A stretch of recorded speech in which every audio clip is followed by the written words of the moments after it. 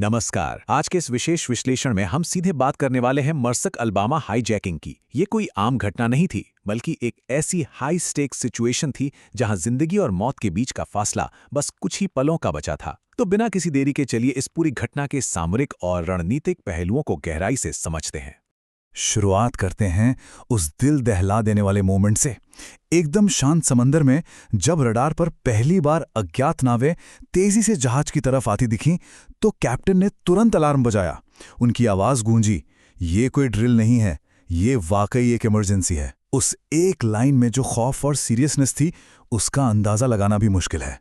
तो चलिए समझते हैं कि इस खतरे की पहली आहट आखिर कैसी थी। लोकेशन थी 2 डिग्री नॉर्थ और 49 डिग्री 19 मिनट ईस्ट, और यहीं से शुरू हुआ एक भयानक पीछा। जहाज उस वक्त 17 नॉट्स की स्पीड पर था। शुरुआत में वो नावें 1.5 मील दूर थीं, फिर 1.25 मील, और देखते ही देखते दूरी सिर्फ 1 मील रह गई। ये सिर्फ एक आंकड़ा नहीं है, ये असल में तनाव और खतरे के बढ़ने का सीधा सीधा काउंटडाउन था।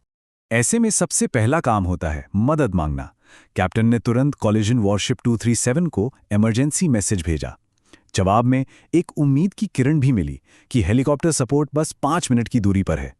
लेकिन सच कहें तो ऐसे हालात में जब खतरा बिल्कुल सामने हो, वो 5 मिनट भी एक सदी जैसे लगने लगते हैं। अब देखते हैं कि जहाज को बचाने के लिए तुरंत क्या-क्या कदम उठाए गए। बाहरी मदद का इंतजार करते हुए क्रू हाथ पर हाथ धरे नहीं बैठा था। मैरीटाइम प्रोटोकॉल के तहत एक पूरी डिफेंस रणनीति अपनाई गई। सबसे पहले जहाज की स्पीड बढ़ाकर 18.5 नॉट्स कर दी गई। फिर पायरेट्स की नावों को उलझाने के लिए 5 डिग्री लेफ्ट और 5 डिग्री राइट टर्न लिए गए। और तो और, जहाज की ऊंचाई का फायदा उठाते हुए भारी वाटर होज यानी पानी के पाइप्स तैयार किए गए ताकि उन छोटी नावों को डुबोया जा सके।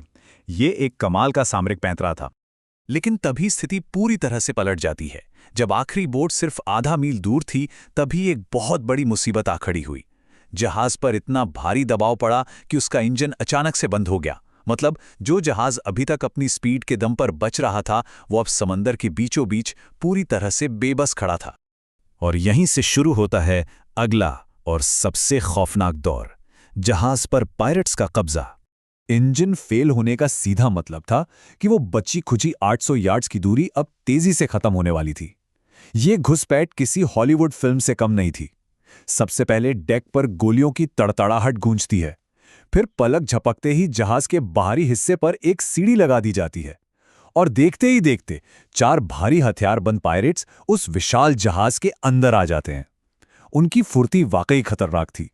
ऐसे में क्रू क्या करता? देखते हैं उनका बचने का क्या प्लान था। निहत्थे क्रू के लिए सर्वाइवल प्रोटोकॉल ही एकमात्र रास्ता था। कैप्टन ने बहुत ही सूझबूझ से काम लिया। तुरंत आदेश दिया गया कि सभी इंजन रूम के निचले हिस्से में चले जाएं।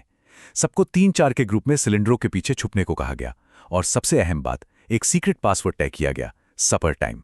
जब तक ये पासवर्ड ना सुनाई दे, किसी को भी अपनी जगह से हिलना नहीं था। ये साइकोलॉजिकली एक बहुत ही मास्टर स्ट्रोक था। अब आते हैं सबसे इंटेंस हिस्से पर, कैप्टन और पायरेट्स का आमना सामना। क्रू तो छुप गया, लेकिन कैप्टन और कुछ अन्य लोगों को ब्रिज पर ही पायरेट्स का सामना करना पड़ा। और ये बहुत ही दिलचस्प कॉन्ट्रास्ट दिखाता है। एक तरफ पायरेट्स थे जिनका मकसद एकदम साफ था, बिजनेस यानी बेहिसाब पैसा और जहाज पर पूरा कंट्रोल।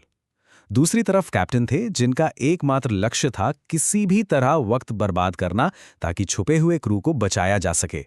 ये अब हथियारों से ज्यादा दिमागी जंग बन चुकी थी। स्थिति को शांत करने के लिए कैप्टन ने एक दाव चला। उन्होंने जहाज के सेफ में रखे $30,000 की पेशकश की। सुनने में ये रकम बड़ी लग सकती है, लेकिन पायरेट्स के लिए उन्होंने इसे एक अपमान की तरह ठुकरा दिया। उनका लालच इन $30,000 से कहीं ज्यादा बड़ा था। इसके बाद स्थिति अपने चरम पर पहुंच गई। पायरेट्स ने खुली धमकी दी कि अगर उनका क्रू बाहर नहीं आया तो हर 1 मिनट में वो एक इंसान को मारेंगे। उस खौफनाक पल में कैप्टन ने आगे बढ़कर कहा, अगर किसी को मारना है तो मुझे मारो। ये सिर्फ एक लाइन नहीं है, ये लीडरशिप की असली परिभाषा है। अपने लोगों को बचाने के लिए अपनी ही जान दांव पर लगा देना। चलिए कैप्टन की सूझबूझ को और करीब से देखते हैं। इस जानलेवा तनाव के बीच कैप्टन ने पायरेट्स को एक ऐसी भूल भुलैया में उलझा दिया जिसे हम एक स्टॉलिंग टूर कह सकते हैं। वे पायरेट्स को ई डेक से ए डेक के किचन तक ले जाते हैं और वहां क्या करते हैं, उन्हें नाश्ते का बचा हुआ तरबूज खाने का ऑफर देते हैं। सोचिए, बंदूक की नोक पर तरबूज खाना, फिर वे कोल्ड स्टोरेज में जाते हैं और अंत में इंजन रूम की ओर बढ़ते हैं। ये सब महज कुछ कीमती मिनटों को चुराने की एक बेहतरीन चाल थी। यहाँ सबसे ज्यादा इंप्रेस करने वाली बात थी उनका बिना बोले किया गया टीम वर्क। ऊपरी हिस्से यानी टॉप साइड पर कैप्टन एकदम आज्ञाकारी गाइड होने का नाटक कर रहे थे। वहीं निचले हिस्से यानी बिलो डेक में छुपा हुआ क्रू चुपचाप इमरजेंसी पावर और जनरेटर को काट रहा था और घुप अंधेरे में इंतजार कर रहा था।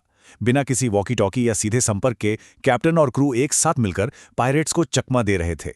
तो अंत में एक बहुत ही गहरा सवाल उठता है। जब मौत बिल्कुल सामने खड़ी हो और बंदूक की नली सीधे तनी हो, तब कोई अपना मानसिक संतुलन कैसे बनाए रख सकता है?